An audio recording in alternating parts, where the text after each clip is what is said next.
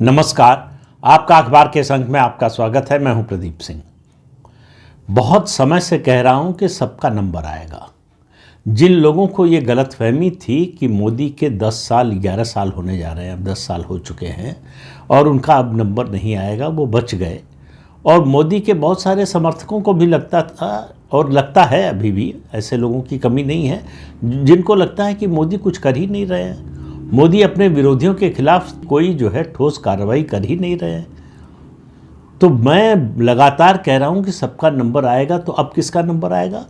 किसका नंबर आ रहा है? बल्कि देश के प्रधानमंत्री नरेंद्र मोदी का तख्ता पलटने की साजिश करने वाले, साजिश रचने वालों का नंबर आ गया है। इस खबर का विस्फोट किया है अमेरिका के राष्ट्रपति डोनाल्ड ट्रंप ने।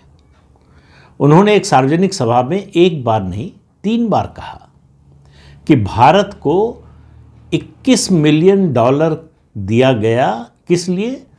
वोटर टर्नआउट बढ़ाने के लिए। ट्रंप का ही सवाल था कि भारत में वोटर टर्नआउट बढ़े, इससे अमेरिका का क्या मतलब, और अमेरिका की पब्लिक के टैक्स का पैसा क्यों दिया जाएगा। तो उन्होंने हालांकि ये भी जोड़ा कि भारत के पास बहुत पैसा है, उससे ज़रूरत नहीं है। लेकिन आगे जो उन्होंने कहा कि ये लोग, यानी जो बाइडन जो इससे पहले राष्ट्रपति थे, उनके प्रशासन की ओर इशारा करते हुए कहा कि ये लोग किसी और को जिताना चाहते थे। अब आप इससे समझिए कि जो बातें कही जा रही थी, जिसको कहा जा रहा था कि ये मोदी का प्रोपेगेंडा है, ये मोदी के भक्त पत्रकार और बुद्धिजीवी ये प्रोपेगेंडा चला रहे हैं, उसकी सच्चाई सामने आ रही है, उसके तथ्य आ रहे हैं, उसके प्रमाण सामने आ रहे हैं। अब सवाल ये है कि इस $21 मिलियन के बेनिफिशियरी कौन है। अब आप देखिए, बेचैनी और तड़प देखिए।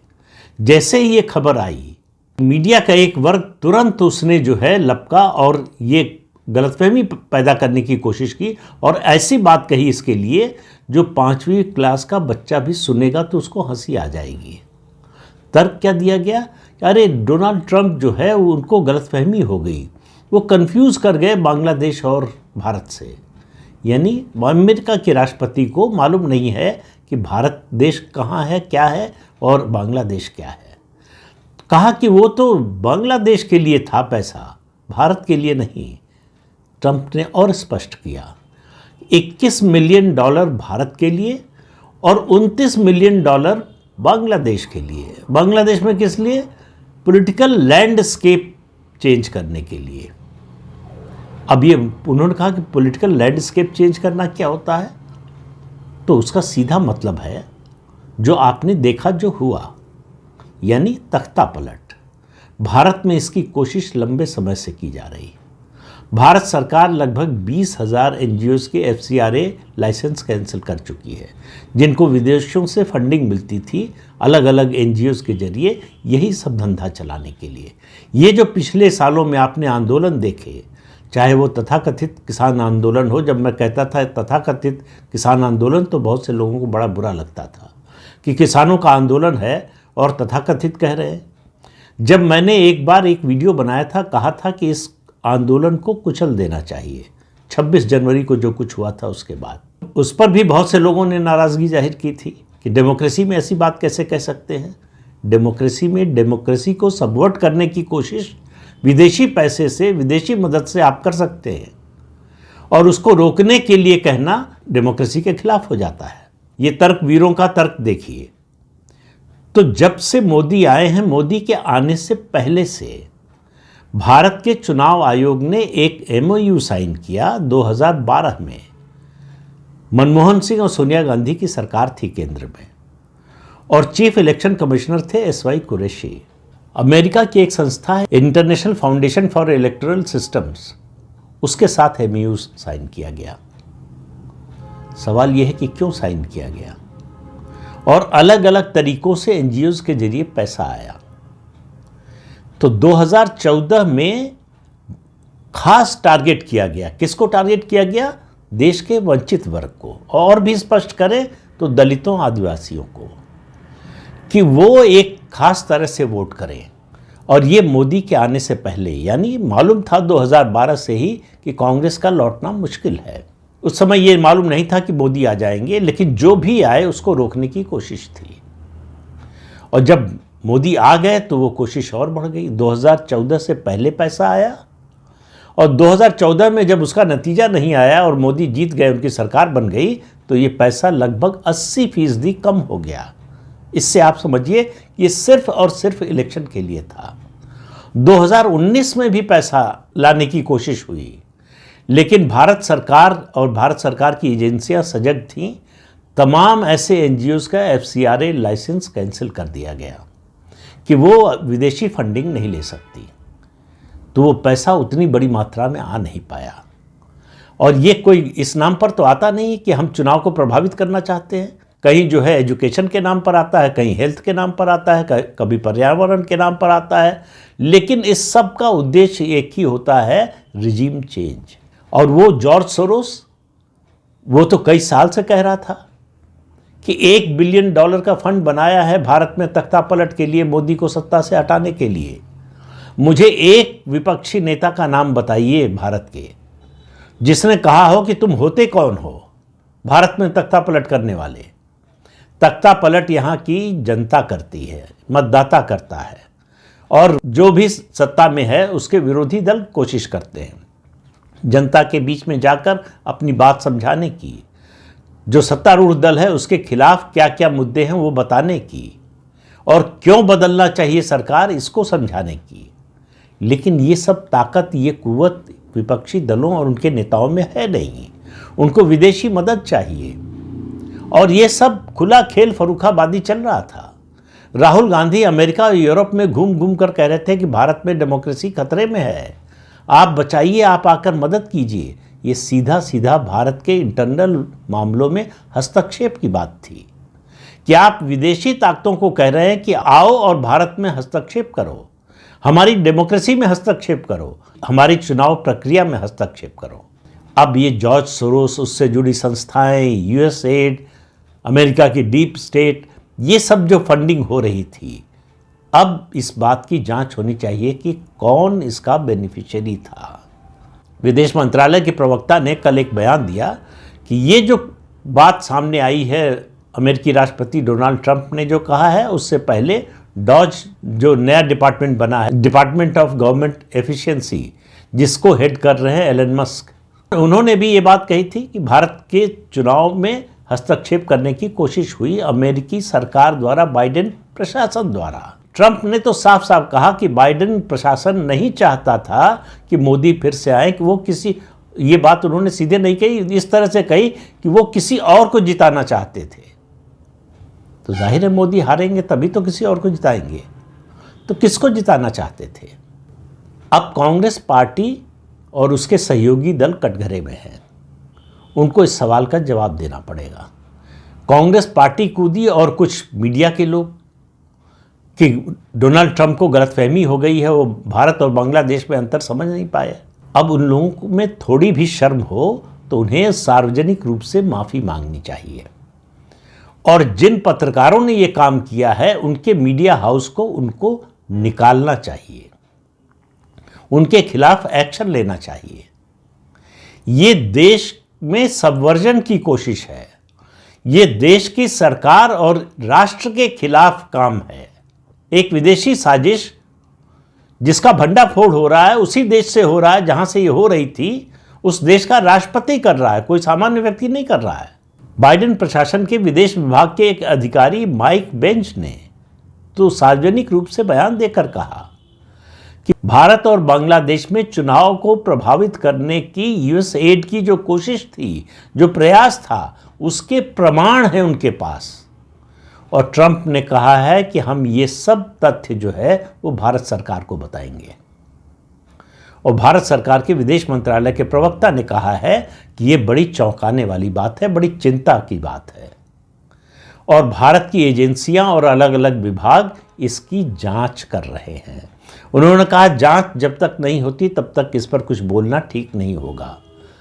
तो इनकी जांच शुरू हो गई पहली बार 10 साल बाद। ये जो भारत को तोड़ने वाले हैं, ये जो टुकड़े टुकड़े गैंग का समर्थन करने वाले हैं, ये जो लोग कश्मीर को आज़ाद दिखाना चाहते हैं, सोनिया गांधी और कांग्रेस की ओर से आज तक जवाब नहीं आया कि जिस संस्था में वाइस चेयरमैन थी, को चेयरपर्सन थी सोनिया गांधी, वो कह रही थी कि कश्मीर को स्वतंत्र होना चाहिए।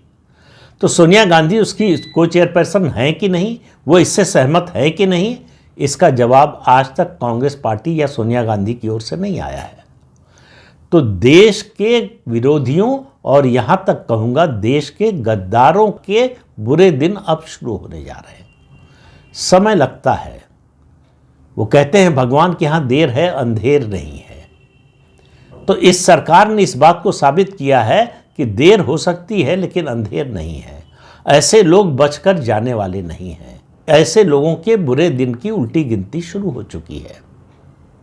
ये लोग लगातार पूरे 10 साल से प्रयास कर रहे हैं, 1-2 साल की बात नहीं है, कि कैसे इस सरकार का तख्ता पलट किया जाए, कैसे इस सरकार को बदनाम किया जाए।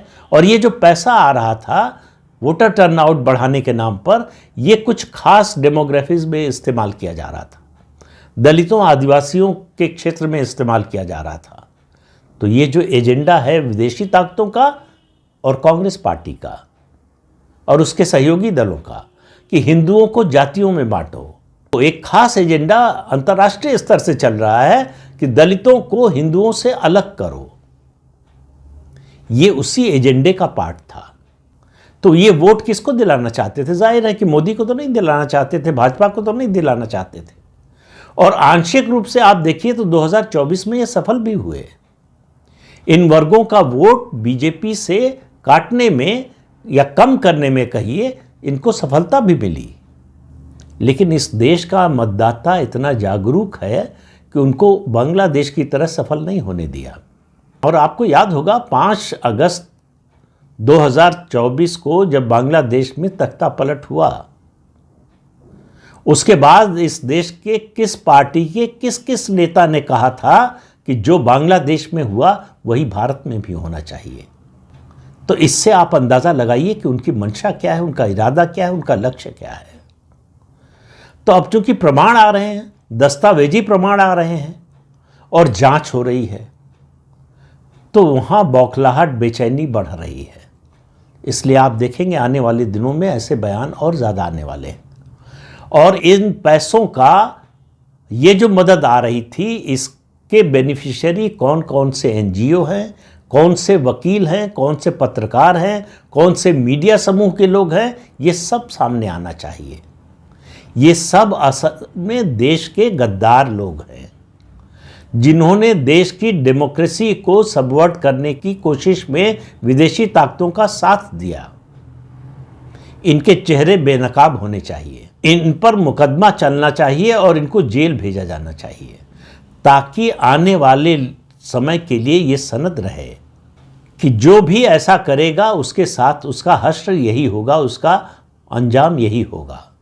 ये जो इनको लग रहा था कि हम कुछ भी कर लेंगे, किसी को पता नहीं चलेगा, पता भी चलेगा तो कोई कुछ कर नहीं पाएगा, तो ये जो मुगालता पालकर बैठे थे वो मुगालते खत्म होने का समय आ गया है। तो डोनाल्ड ट्रंप अमेरिका के जो राष्ट्रपति हैं, उनके इस खुलासे के बाद, उनके इस रहस्योद्घाटन के बाद, उनके इस सूचना विस्फोट के बाद आप समझिए कि भारत में आने वाले दिनों में क्या होने वाला है। भारत सरकार की एजेंसियां जितनी चुस्ती से और जितना तेजी से इस विषय पर काम करेंगी, उतनी जल्दी पहचान हो सकेगी कि ये आस्तीन के सांप कौन हैं और उनके खिलाफ कानून और संविधान के मुताबिक कार्रवाई होनी चाहिए। ये जो संविधान की प्रति जेब में लेकर घूमने वाले, लहराने वाले लोग हैं, उनको मालूम होना चाहिए कि इस देश का संविधान और इस देश का कानून देश के गद्दारों से निपटने में सक्षम है और इसी कानून और इसी संविधान के जरिए इनको सजा दिलाई जाएगी। कोई संविधान बदलने की ज़रूरत नहीं है। इसी संविधान के तहत ऐसे लोगों को बेनकाब किया जा सकता है, ऐसे लोगों को कटघरे में खड़ा किया जा सकता है और ऐसे लोगों को जेल भेजा जा सकता है। उसका सिलसिला शुरू हो गया है। आप देखते रहिए आने वाले दिनों में ये जो मामला है और इसकी गति और बढ़ने वाली है और जो लोग इसके गुनहगार हैं उनमें बेचैनी भी बढ़ने वाली है। उनको लगा था खासतौर से 2024 के पहले और 2024 के लोकसभा चुनाव का नतीजा आने के बाद और ज़्यादा कि अब इस सरकार को गिरा लेंगे, और गिरा नहीं पाए तो इस सरकार को इतना कमज़ोर कर देंगे ये कुछ न कर पाए। ठीक उल्टा हो रहा है। मतदाता को ये खेल समझ में आ गया। तो वो जो मैंने एक वीडियो भी 2-3 दिन पहले बताया था कि ये पश्चाताप का काल चल रहा है। मतदाता को समझ में आ गया कि 2024 में उसने जो किया वो उसकी गलती थी। उस भूल का सुधार हो रहा है, उस भूल का परिमार्जन हो रहा है। इसलिए आप देखिए एक के बाद एक विधानसभा चुनाव में जिस तरह से बीजेपी को भारी सफलता मिल रही है, और विपक्ष और ख़ासतौर से कांग्रेस पार्टी का जिस तरह से सफाया हो रहा है, वो बताता है मतदाता का मन, वो बताता है इस देश के आम लोगों की भावना। और ये सिलसिला रुकने वाला नहीं है। तो एक साथ दो स्तर पर कार्रवाई हो रही है, एक मतदाता की ओर से और दूसरी सरकार की और सरकारी एजेंसियों की ओर से। ये जो दोहरी फांस है, इससे विपक्ष और ये षड्यंत्रकारी निकल नहीं पाएंगे। ये अब धीरे धीरे सुनिश्चित होता जा रहा है। तो इंतज़ार कीजिए, देखिए आगे आगे होता है क्या। तो इस अंक में इतना ही। अगले अंक में फिर मिलेंगे किसी नए मुद्दे के साथ। तब तक के लिए अनुमति दीजिए। आपसे अनुरोध है कि चैनल देखिए, शेयर कीजिए, लाइक कीजिए और सब्सक्राइब जरूर कीजिए। नमस्कार।